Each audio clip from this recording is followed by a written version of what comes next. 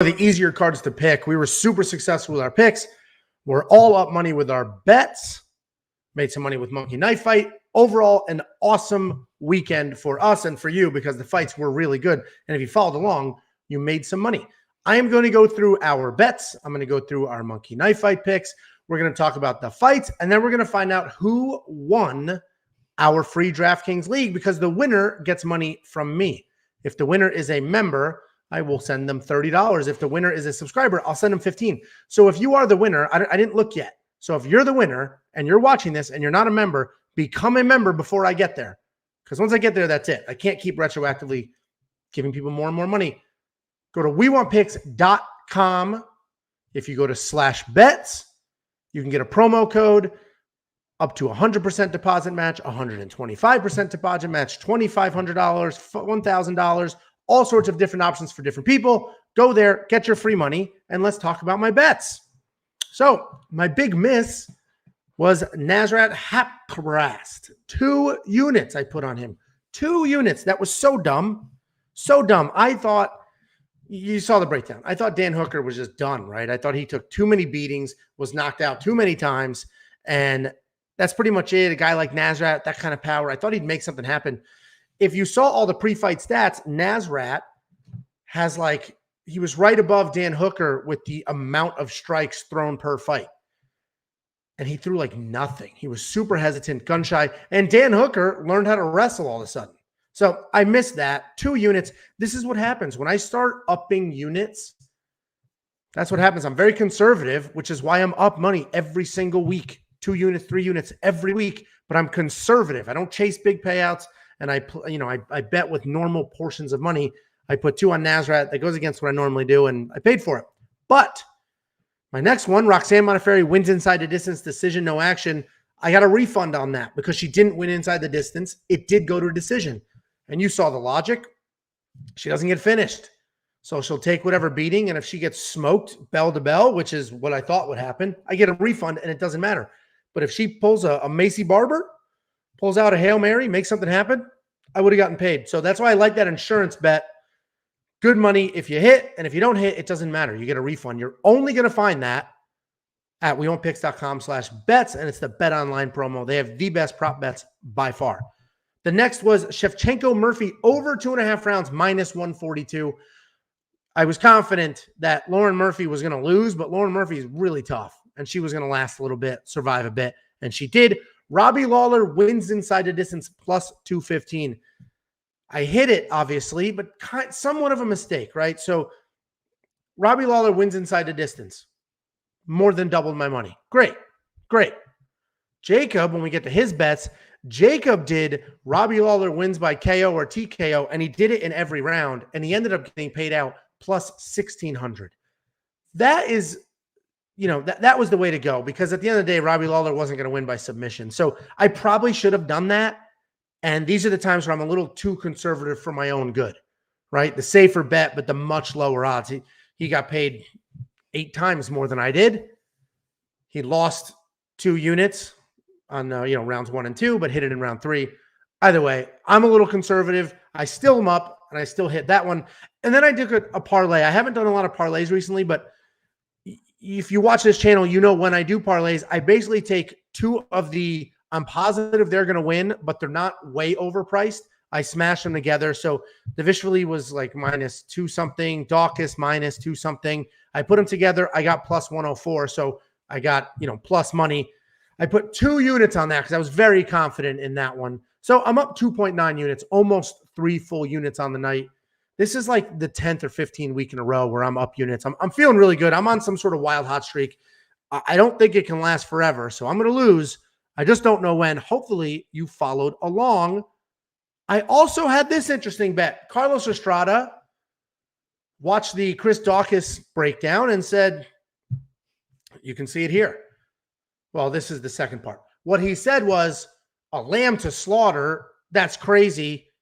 Dawkins is going to lose by knockout. Shamil's going to win. So I said, all right, you want to bet? Because, you come to my comment section, you say our breakdown is crap. All right, let's bet. I'm confident in this one. And good for him. He said, yeah, let's do it. So we agreed on a bet, $100 straight up bet. He agreed. So I haven't gotten paid yet, but I feel like he'll pay me. He didn't like disappear, delete his comment. Seems like a decent guy. So up $100 there. And listen, this isn't necessarily an open invitation for everybody to be like, oh, I don't like Angelo's pick. Let me challenge him to a bet. If you want to, go for it. I'm not gonna pick all of them. And you watch my breakdowns. Half the time, I'm like, listen, this is the pick, but I'm not confident enough to spend any money on it. So going forward, I'm not against betting some of you guys straight up. A little Venmo, Cash App action. So you see something you like in the comments or you disagree with me in the comments, let me know. And if I'm confident enough, we'll make it work. So Carlos, if this was $20, I'd say don't worry about it, but it's $100. I'm going to take the $100. So anyway, you seem like a man of your word. I appreciate the back and forth. You were respectful the whole time. So we'll see what happens with that. Jacob's bets. I got rid of some of his. Jacob is up 3 units total. And it is all of it is because Robbie Lawler wins by KO, TKO in the 3rd round, a full unit paid plus 1,600. Jacob is the definition of feast or famine. This week, he had like 15 units out. I think 16 units out maybe, or 17, something like that. A lot. So luckily, he hit that because then he lost a bunch of other bets. But he did hit Chris Dawkins wins inside the distance at minus 105. Lawler Diaz does not go the distance at plus 105. And then Lawler round 3. He lost everything else. He put 4 units on Eurosmetic. 4 units. That is dumb. Don't ever do that on anybody. And listen, I picked Euros this week. But if you watch my original breakdown of Euros from his last fight, I trashed him. And honestly, what sucks is he won that fight and then lost this one. So he's as bad and as inexperienced and uncomfortable as I said he was last breakdown. This breakdown, I bought into the hype because I was wrong the first time. So by the way, I didn't put any money on it though. So it's a wrong pick, but it didn't actually matter. Jacob, unfortunately, lost a bunch on Eurosmetic, but won a bunch on Robbie Lawler. 2 different bets. He had 2 units not go the distance. 1 unit on plus 1,600, round 3, KO, TKO. Good for Jacob. He's up big time money. I'm up 3 units. Good night overall. wewantpicks.com/bets. Grab yourself a deposit match. It is literally free money that they're handing out. It is football season. Go play, go bet, spend money on football, win it on UFC. Free money everywhere. wewantpicks.com/bets. Let's take a look at Monkey Knife Fight. I'm up. I'm only up 0.7 units. I'm not up a full unit, but I'm up. So fine with me.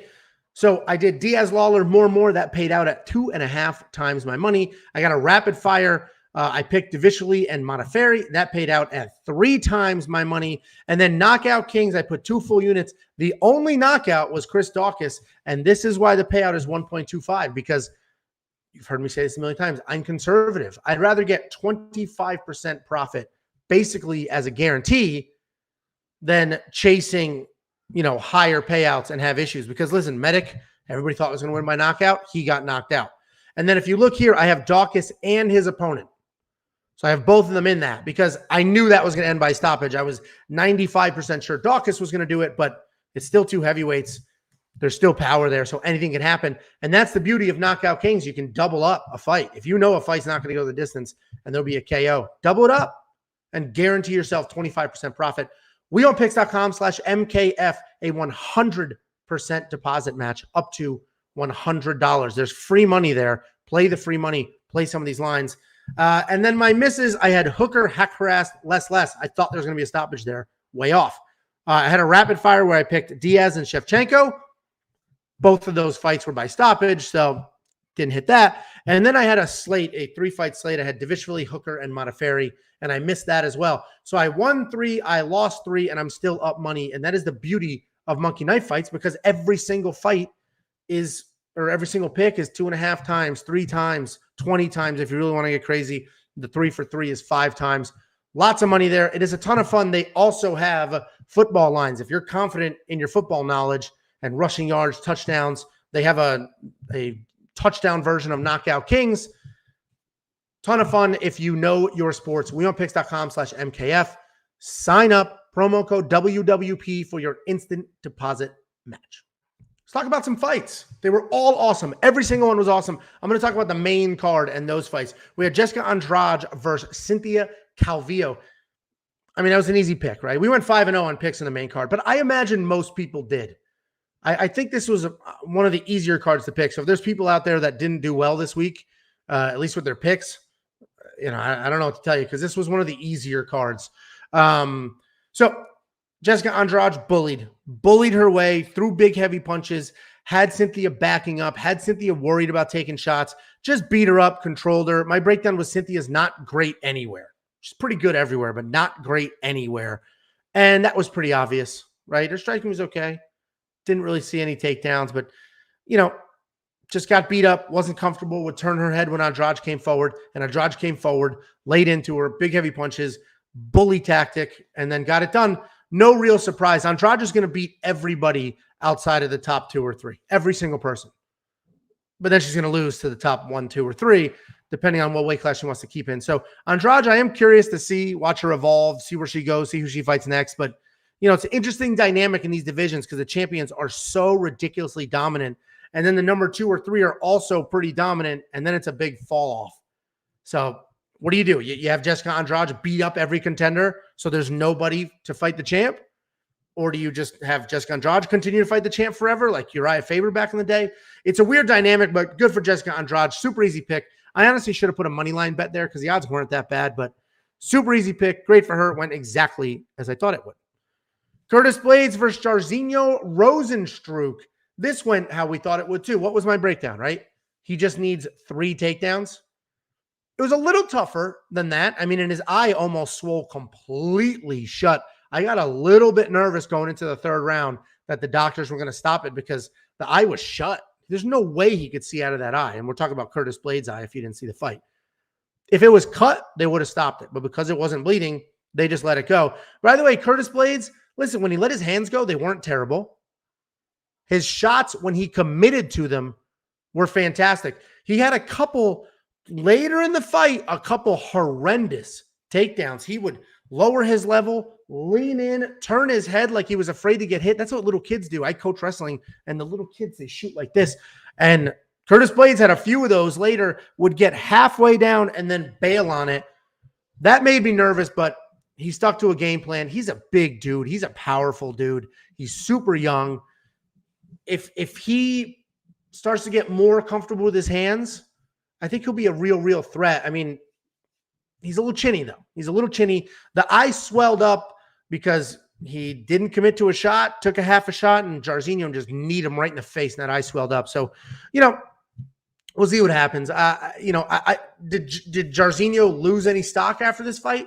It's hard to say because Curtis Blades is such an effective wrestler, and we know how dangerous Jairzinho is. So basically, this was Curtis Blades versus Derek Lewis all over again, except we didn't get to see that uppercut from Jairzinho. Curtis was the pick. It happened. So another pretty straightforward pick, another pretty straightforward fight. He had a little bit of adversity, but Curtis Blades pulled through. Robbie Lawler, Nick Diaz. This was an interesting fight, and I changed my pick halfway through the week. I said, I think Nick Diaz is going to do it. He's super busy. Robbie's taking some damage. Robbie's been tentative in his last few fights. Nick Diaz actually won the 1st round because he was somehow, Nick Diaz was backing up, being backed up the entire time and just outlanding Robbie. So I gave the 1st round to Nick Diaz.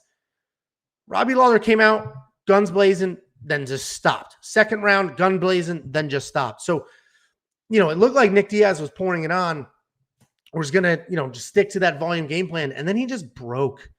Nick Diaz literally broke and quit. And it's so bizarre because that's not who Nick Diaz was. That's not the 6 year ago Nick Diaz. He wasn't a quitter, but he quit.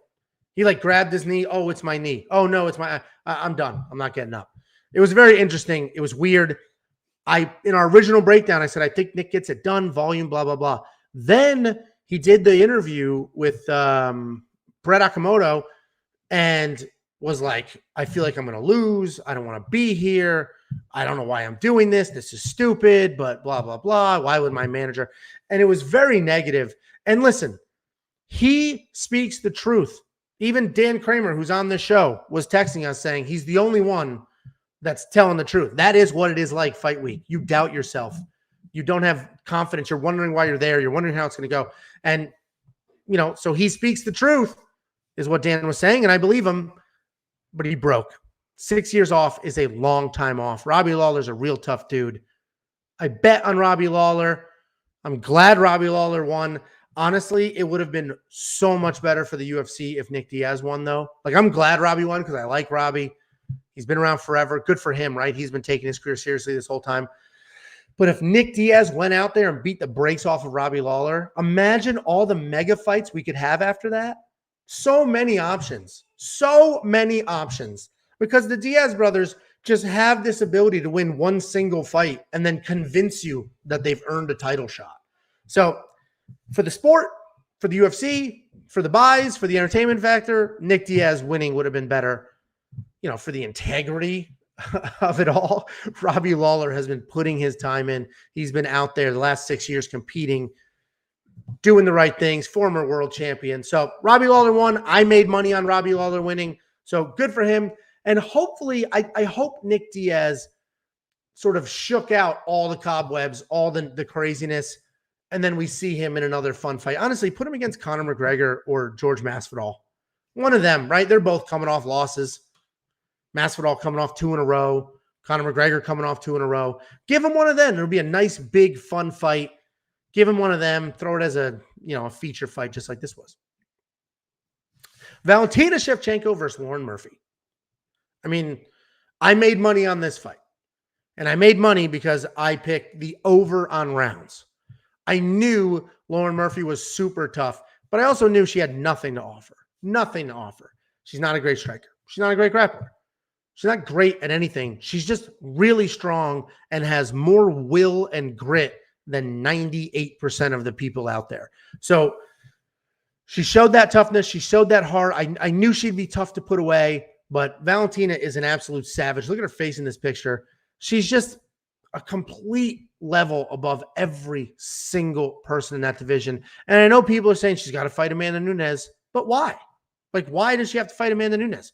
Why can't she just be the absolute greatest of all time without question in her weight class? Why does she need to go up? I don't think she does, honestly. And if she stays in this weight class and beats the next 25 people, then we would all get to see the greatest female fighter of all time be the greatest female fighter of all time. There weren't a lot of spots to make money in this fight, honestly. The odds makers were onto it. She was a minus 1,600 or something absurd favorite. The odds makers were onto it. I was able to do the over on rounds, hit that, made some money there, basically just bet on the toughness of Lauren Murphy. Alexander Volkanovski versus Brian Ortega.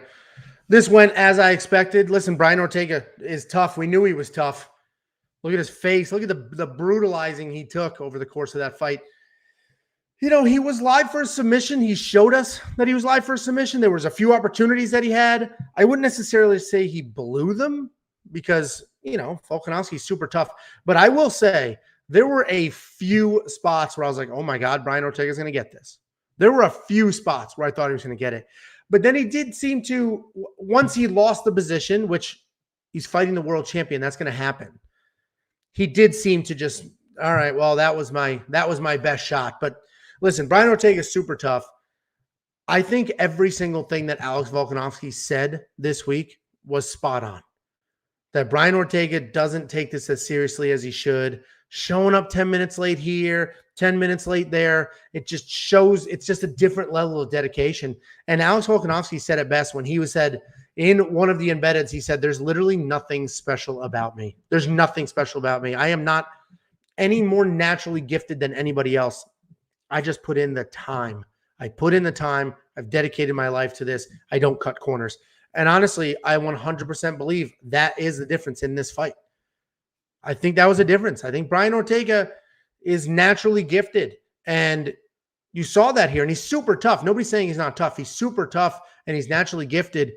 I don't think he has to try very hard for the successes that he's had.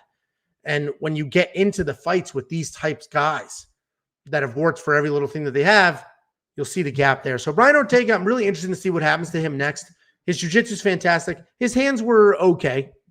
They weren't great. But he has no wrestling. I just don't understand that. His path to victory was on the ground. He knew that. We knew that. Everybody in the world knew that if Brian Ortega wins this fight, it's on the ground. Why wasn't he shooting takedowns to get it on the ground? Why? It is the only way you're going to win this fight. And he did nothing to get there. He did nothing to get there. The only way Brian Ortega wins that fight is on the ground. Did Brian Ortega try to get it to the ground? No. I don't understand. You want to win the fight, right? You're only going to win it on the ground, right? Why did you not try to get it to the ground? I will never understand that. And I'm a wrestler. I've wrestled my whole life. I coach wrestling. So maybe I'm way too biased, but I just don't understand. If you're a phenomenal striker, learn how to wrestle so you can keep it there like Chuck Liddell. If you're phenomenal at jiu-jitsu, why the hell are you not training wrestling nonstop? Why are you not doing that? You're just relying on other people to take you down, hoping you end up on the ground, because every time they got to the ground, Brian Ortega was super dangerous, super dangerous. Imagine if he was a killer wrestler on top of it and could really make it happen. Imagine. So big miss on his part. Hopefully he wakes up and realizes, hey, if I'm doing 10 hours a week of jiu-jitsu and 1 hour a week of wrestling, maybe swap those for 6-8 months a year or split it down the middle. So either way, listen, all-time fight, great fight, awesome fight. Just Volkanovski dominating most of the fight and then almost being submitted on multiple occasions. It was an awesome fight. It was a ton of fun. We all got our money's worth, which honestly is, how freaking expensive is UFC? You got to pay the monthly fee for ESPN Plus, and then it's still $69.99 or $74.99, whatever the hell it is.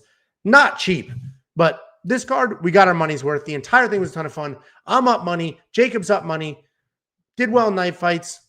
All of the things. Let's take a look at the free DraftKings League. If you don't know, we have a free DraftKings League. Costs you absolutely nothing to play. Costs you nothing to join. But if you win, I send you money from me. My Cash App, my Venmo, my PayPal, however you want your money, I send it to you. If you're a subscriber, I send you $15. If you're a member, I send you $30. So Unfathomable Ace. I don't know who you are. I don't know if you're a member or a subscriber, but reach out. You've earned some money. Go to wewantpicks.com. At the bottom, there's a contact us. Reach out there. We'll get you paid. If you're a member, tell me your username so I can look it up. Make sure you're actually a member, and I'll send you 30 instead of 15. Let's take a look at the lineup. You had Ortega, so you did 600. Oh, man, they split. Jam 94, same thing. We'll split it down the middle. Let me know if you're a subscriber or a member. wewantpicks.com at the bottom. Contact us. Both of you reach out, and we'll split the winnings. So let's take a look. Unfathomable Ace and Jam have the exact same lineup, right? Brian Ortega is your loss. The fact that you scored 645 points with a loss in your lineup is insane. It tells you everything you need to know about that card. And honestly, most of the favorites showed up. Most, not all, but most of the favorites showed up. So I would assume most lineups have a loss in them, but that's a ton of points. Ortega, 54 in a loss. Blades, 85 in a win. Divishvili, 163. That dude is a DraftKings hero. It's unbelievable. That's not the first time he's scored an enormous amount of points. Dawkins, 106 with that awesome KO. Jalen Turner, 112, and Jonathan Pearce, 123. I picked the Pearce fight wrong. My mistake. I knew it was super close. I thought Omar Morales would force some stuff striking-wise, but did not happen. Either way, great lineup, guys. wewantpicks.com. Go to the bottom. Contact us. Let me know how you want to get paid. You just got to verify that you're a subscriber or a member. Let's take a look at third place. Third place, also a loss, but it was Eros Medic, 2.5 points. How freaking brutal was that? So brutal. And I mentioned this earlier. If you watch my breakdown from Eros Medic's UFC debut, I was pretty hard on him. And then he won. And then this time around, it's like, all right, like he made me look pretty bad. He got over his first UFC fight, looked really good. This fight, blah, blah, blah. And then he got smoked. And he just looked uncomfortable the whole time, had absolutely nothing to offer in the grappling department. Man, my gut was right. I should have stuck with it. Anyway, you had Maximov at 96, Divishvili, the hero, Robbie Lawler, almost 100, Volkanovski, 135. And that's honestly some of the most amount of points he's ever really scored in DraftKings, because even in his Max Holloway fights, I don't even think he got 100. I think he was under 100 in those. So 135 is a lot for him. Medic kind of screwed you there. And then fourth place, you had 2 losses, Nick Diaz and Ortega. Nick Diaz, 60 points in a 3-round loss. That's impressive. That actually is very impressive. And look at those striking, 150 significant strikes. That really is impressive. Super busy. If he didn't quit, he might have been able to make that happen. So decent lineup. 606 points. You have 2 losses. That's just so incredible. 606 points with 2 losses is absolutely wild. And any other week, you're going to win the league or win a bunch of money in 50-50s and double ups. But this was a crazy high-scoring week. You had Turner, Dawkins, Davishvili, and Andrade as your big winners. Guys, thank you so much for watching. If you appreciate the content, like, subscribe, do all the things. If you made a bunch of money, you want to share the wealth, you want to tip me out, there is a link in the comments for tips. Go for it. wewantpicks.com for everything. We have bet matches, monkey knife fight matches. That's where you'll find the free DraftKings League. Winners, reach out to me. We'll get you paid. I'll see you next week.